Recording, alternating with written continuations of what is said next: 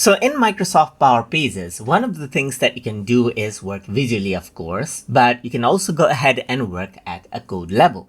If you want to go ahead and edit out the code for this particular page, then all you need to do is click on Edit Code right here, and it opens up Visual Studio Code right here. So you just need to go ahead and wait for a while. And then over here, you can see that this is what you have. So it says the extension Power Platform Tools wants to sign in using Microsoft. So you need to go ahead and allow it.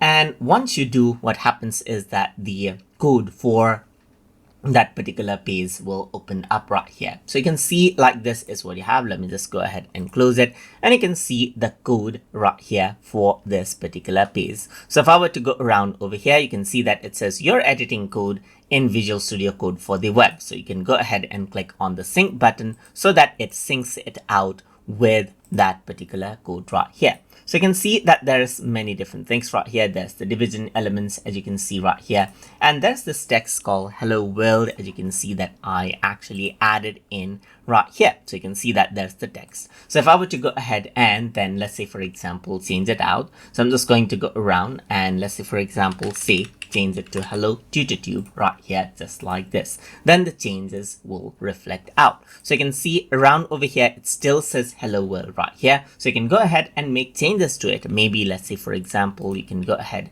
and add in, let's say, for example, I'm going to go ahead and add in an iframe right here, just like this and so forth. So I can go ahead and make changes to it right here. Let me just go ahead now and close this out right here. So now I'm going to go ahead and you can see that I can go ahead and then close out all. And then I'm simply going to go ahead and save this out. So now it's going to go ahead and make those changes in the code and we'll simply go ahead and save it. So now over here in my page, let me just go ahead and reload it out right here so that the changes that I made right here in home right here. So this is the home. You can see the code right here. It will be reflected out right here. So you can see that it is loading now.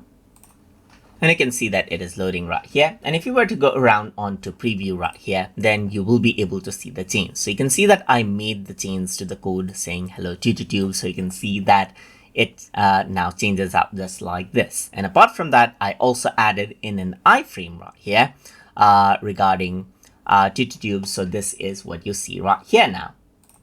And over here in the pages now as well, you can see that it has loaded. So now the text says Hello TutorTube. So this is actually supported by our editor right here, the visual editor. So you can see it. And over here, you can see that there's an iframe code right here, which is actually not supported fully right here. So it adds in a placeholder. But over here, you can see that in the preview window, you do see the video right here, just like this. And that is how you can go ahead and access out site code using VS Code and then make edits to it as you wish inside of Microsoft Power Pages. So I hope you guys learned something as always. And as always, please like, comment, share, and subscribe.